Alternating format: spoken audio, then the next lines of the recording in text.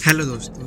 कस्बे के किनारे एक पुरानी हवेली थी जो सालों से वीरान पड़ी थी। इस हवेली के बारे में तरह तरह की कहानियां मशहूर थी। कहते थे कि यहाँ रहने वाली आखिरी मालिक की मौत बहुत रहस्यमय हालत में हुई थी और तभी से इस हवेली में कोई नहीं घुसा। हेलो दोस्तों, मेरा नाम है विक्की और आप देख रहे हैं आपकी स्टोरी। दोस्तों प्लीज़ वीडियो को लाइक कर दीजिए, चैनल को सब्सक्राइब कर दीजिए और आइए चलिए साथ में मजा लेते हैं।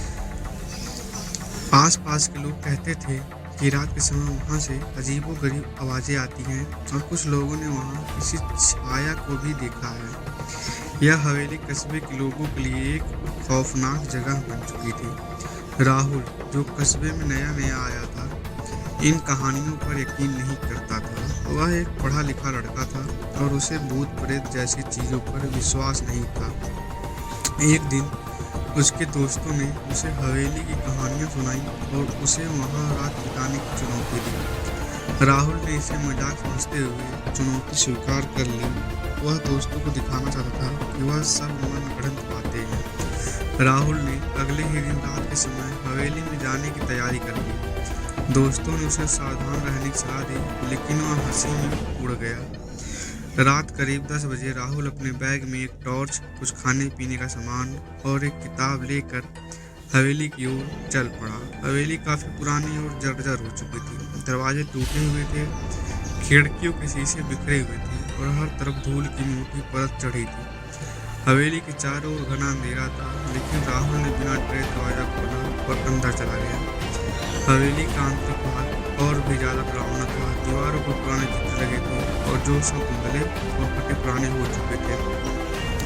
फर्श की लकड़ियां चरमराती थी और हवा में अजीब सी गंध फैल गई थी। दोस्तों, अगर आपने अभी तक वीडियो को लाइक नहीं किया है तो प्लीज़ वीडियो को लाइक कर दीजिए दोस्तों, चैनल सब्सक्राइब कर दीजिए दोस्तों, आपका प्यार हमें बहुत चाहिए। चलिए आगे बढ़ते हैं। राहुल ने टॉर्च जलाकर कमरे का मुआयना किया और सबसे बड़े कमरे में जाकर बैठ गया। उसने सोचा कि वह किताब पढ़ेगा और कुछ वक्त बिताएगा, लेकिन जैसे ही उसने किताब खोली, हवेली के अंदर एक अजीब सी आवाज गूंजने लगी, मानो कोई धीमे धीमे कुछ उछाल रहा हो। राहुल ने चारों ओर देखा पर कुछ नहीं दिखा। उसने इसे हवा का खेल समझकर अनसुना कर दिया और फिर से किताब पढ़ने लगा। कुछ मिनट बाद हवेली के दरवाजे अपने आप जोर से बंद हो गए। राहुल चौंक गया, लेकिन फिर भी उस डरने की बजाय उसने सोचा कि शायद यह हवा की वजह से हुआ हो। उसने दरवाजे को जाकर देखा, लेकिन वहां कोई नहीं था। अचानक उसे लगा कि पीछे से कोई उसे घूर रहा है। वह तेजी से मुड़ा, पर वहां सिर्फ अंधेरा था। राहुल अब थोड़ा घबराने लगा था। उसने सोचा कि शायद यहाँ कुछ गड़बड़ है, लेकिन वह अपनी चुनौती को पूरा करना चाहता था, इसीलिए उसने वहां से भागने का विचार छोड़ दिया। वह वापस उसी कमरे में जाकर बैठ गया और सोने की कोशिश करने लगा। रात के करीब 2 बजे राहुल को अचानक किसी के पैरों की आहट सुनाई दी। वह झट से उठा और टॉर्च जलाकर इधर उधर देखा, लेकिन उसे कोई नहीं दिखा। आहटें लगातार पास आती जा रही थी। अब उसे महसूस हुआ कि वह अकेला नहीं है। कमरे के कोने में खड़े पुराने आईने में उसे एक धुंधला साया दिखाई दिया। राहुल का दिल जोर जोर से धड़कने लगा। वह आईने के पास गया और देखा कि साया धीरे धीरे साफ हो रहा था। वह एक औरत का साया था जिसका चेहरा बहुत भयानक था। उसकी आंखें लाल थी और उसके चेहरे पर खून के धब्बे थे। राहुल की टॉर्च अचानक बंद हो गई और पूरा कमरा अंधेरे में डूब गया। राहुल ने डर के मारे चीखने की कोशिश की, पर उसकी आवाज बाहर नहीं निकल पा रही थी। इस औरत का भूत धीरे धीरे राहुल की तरफ बढ़ने लगा। वह जैसे जैसे करीब आती, हवा और ठंडी होती जा रही थी। अचानक राहुल के चारों ओर हवा तेज चलने लगी और उस औरत का भूत जोर जोर से हंसने लगा। उसकी हंसी बेहद डरावनी और चीखों से भरी थी। राहुल ने खुद को वहां से भागने के लिए मजबूर किया।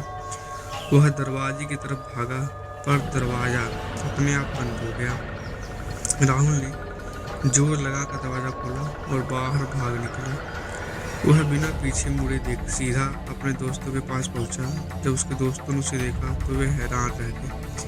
राहुल का चेहरा पीला पड़ चुका था, उसकी आंखें डर से चौड़ी थी और वह बुरी तरह से कांप रहा था। उसने जो कुछ भी देखा था वह किसी से भी कहने की हालात में नहीं था। कुछ दिनों बाद राहुल को बुखार हो गया और वह बार बार वही औरत उसके सपनों में आने लगी। उसने हर रात डरावने सपने आते थे और वह दिन प्रतिदिन कमजोर होता जा रहा था। गांव के लोगों ने उसे मंदिर में ले जाकर पूजा पाठ करवाया, लेकिन वह कभी पूरी तरह ठीक नहीं हो पाया।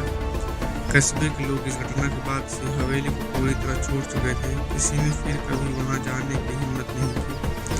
अब वह हवेली एक खौफनाक किस्से के रूप में कस्बे में जानी जाती है और जो भी उसके बारे में सुनता है उसके रोंगटे खड़े हो जाते हैं। दोस्तों, आपको कहानी कैसी लगी हमें यहाँ पे कमेंट करें।